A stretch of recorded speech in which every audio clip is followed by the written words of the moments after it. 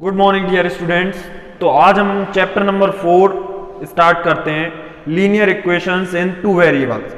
तो सबसे पहले हमें इसका कॉन्सेप्ट क्लियर करना होगा, हम इसको समझ लेते हैं सबसे पहले। तो हम पीछे से इसको स्टार्ट करते हैं। तो सबसे पहले बात करते हैं हम वेरिएबल्स की।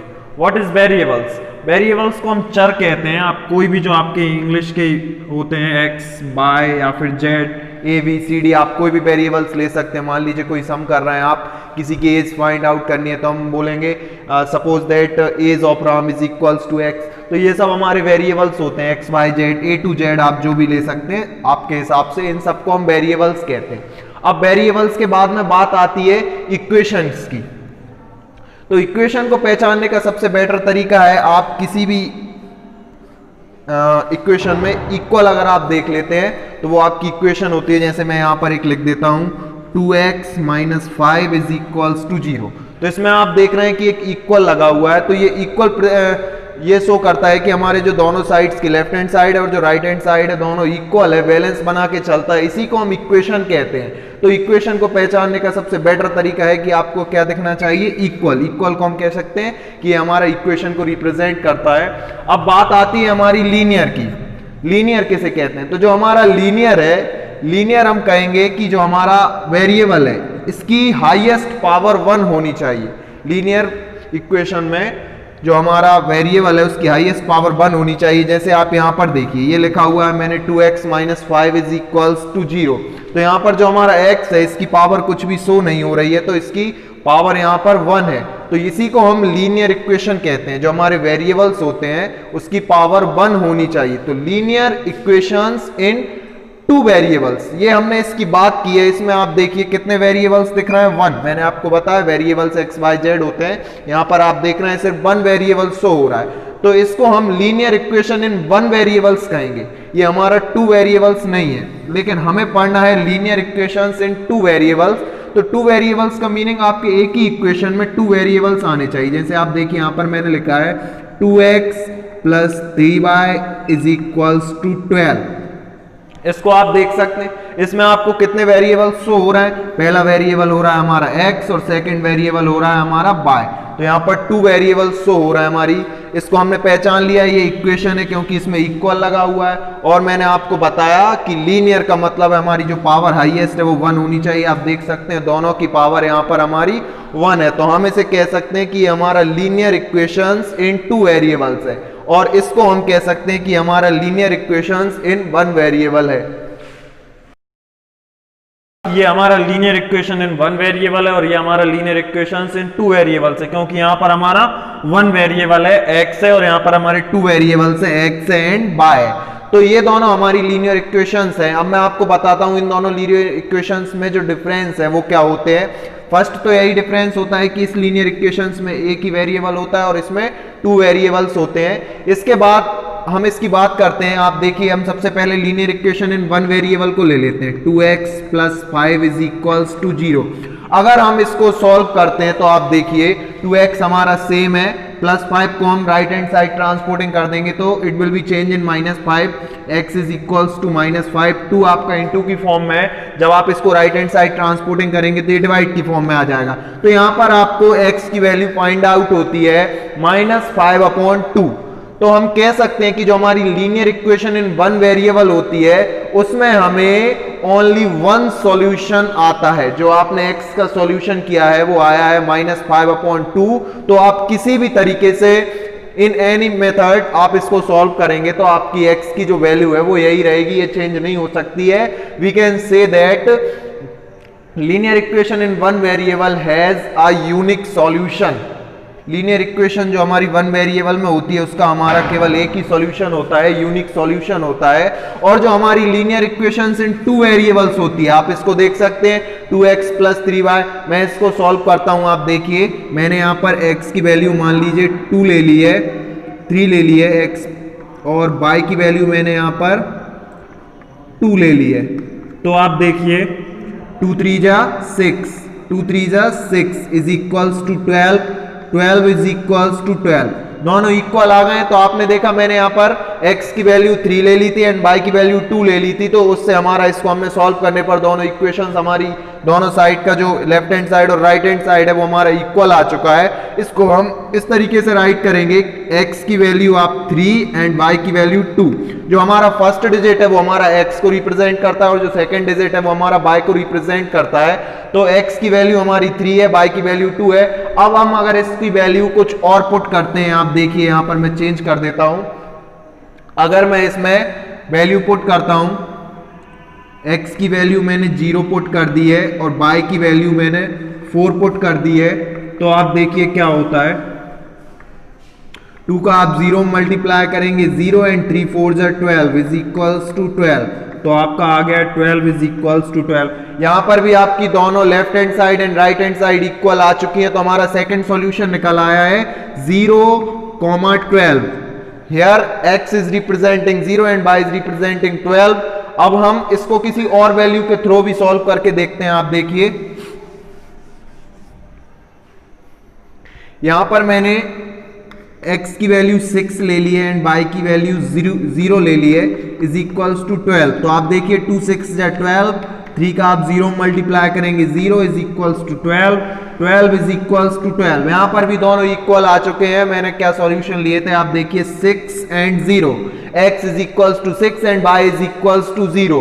तो हमारे 3 सॉल्यूशंस आ चुके हैं। इसी तरीके से हम और भी इसको सॉल्व करते हैं तो और भी सॉल्यूशंस आ सकते हैं। So we can say that linear equations in 2 variable has many solutions, infinite many solutions।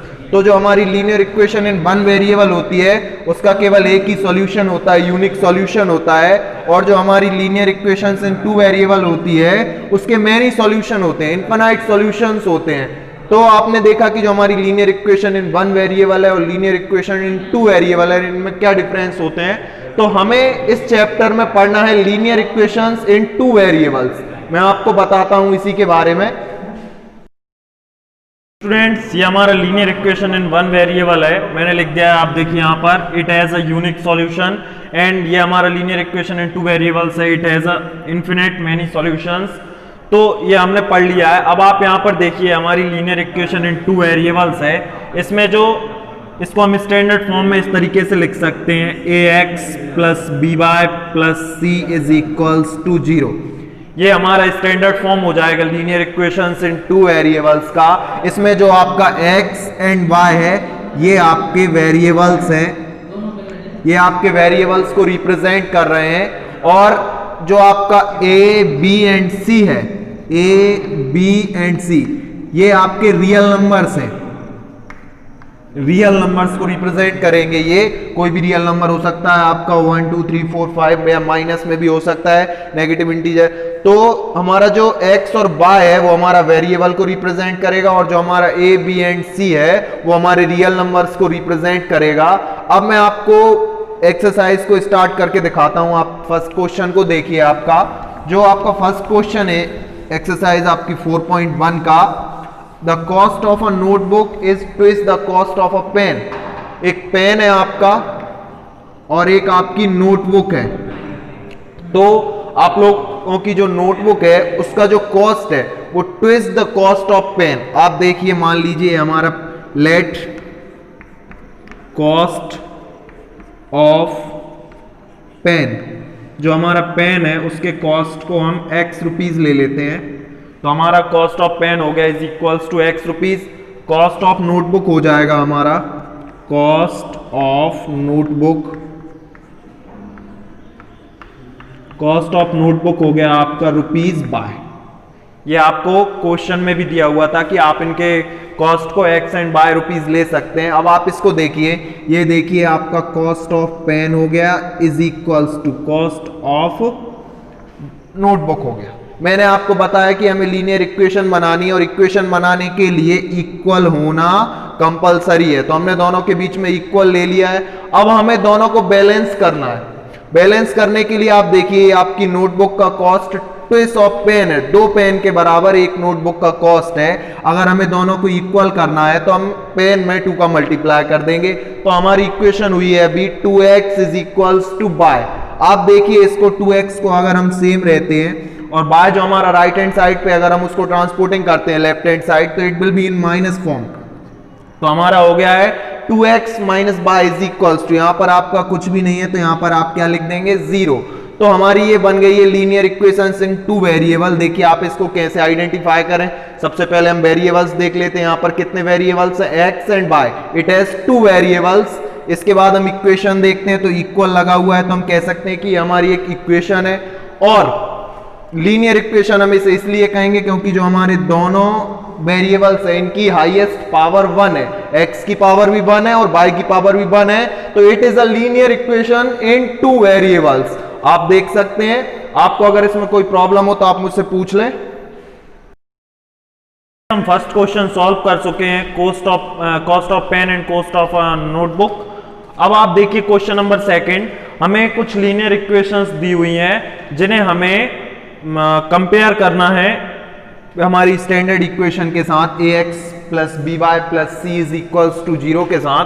तो आप देखिए फर्स्ट क्वेश्चन है आपका 2x plus 3y is equals to 9.35 bar. इसको हमें कंपेयर करना है स्टैंडर्ड जो हमारी इक्वेशन है उसके साथ। तो कंपेयरिंग